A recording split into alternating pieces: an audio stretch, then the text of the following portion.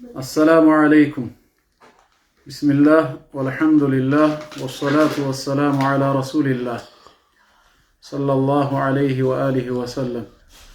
ودنا يتكبراتشو صومنيا وندموچنا እህቶቼ ያው የዛሬው መልእክቴ ጀነት ለመግባት በአምስት ወቅት ሰላት ላይ መጽናት በሚለው ዙሪያ ይሆናል።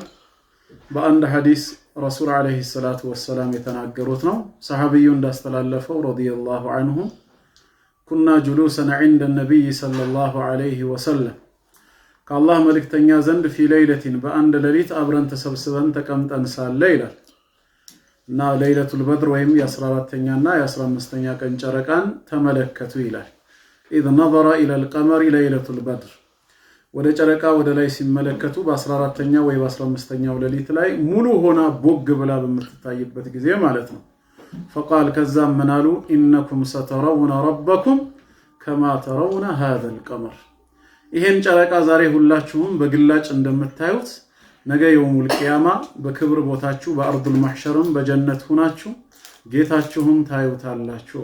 አላህ ከነሱ ያደርገን። አላህን ማየት ከኒዕማ ሁሉ በላጭ ነውና። ከዛም ቀጠሉና ላ تضامون في رؤيته አላህን በማየት መገፋፋት መጨናነቅ የሚባል ነገርም የለም ማለት አጭሩ በረጅሙ አይቀናም፣ ቀጭኑ ወፍራሙን ከለልከኝ እስኪ ዞር በልልኝ ጌታዬ የለው አይልም። ሁሉም ባለበት በጀነት በክብር ስፍራ ላይ ሆኖ ወይም በአርዱል ማህሸር ላይ አላህን ያያዋል። ልክ ጨረቃን ዛሬ ስታዩ እንደማትገፋፉት ሁላ።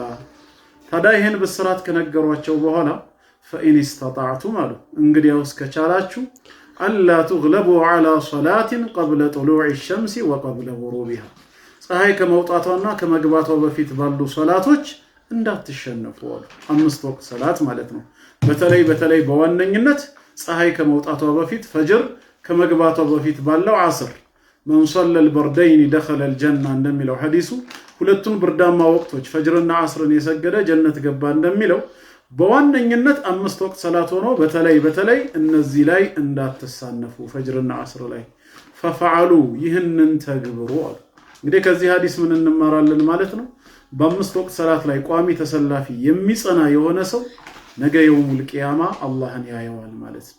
ወዕቡድ ረበከ ሐታ ያእቲየከ ልየቂን እርግጥ የሆነው የማይቀረው ሞት እስኪመጣ ድረስ ጌታህን ተገዛ ነው።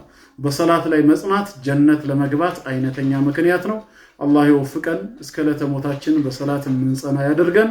ወሰላሙ ዐለይኩም ወረሕመቱላህ